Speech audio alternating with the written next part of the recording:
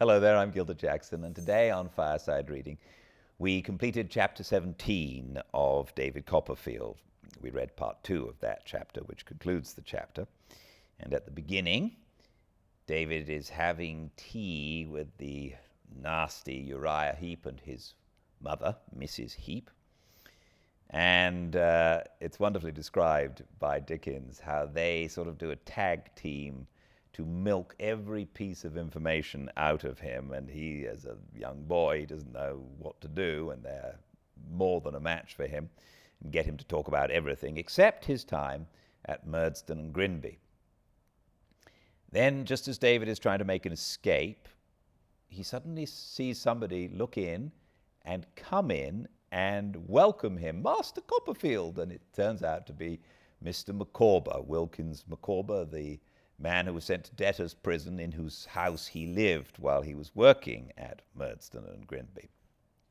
Well, Mr. Micawber is just as wonderful as ever, just as flat broke as ever, always looking for something to turn up.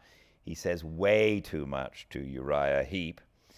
And later in the chapter, we get told that David sees Micawber and Uriah Heep together. Clearly they formed some sort of a relationship, which will be revealed.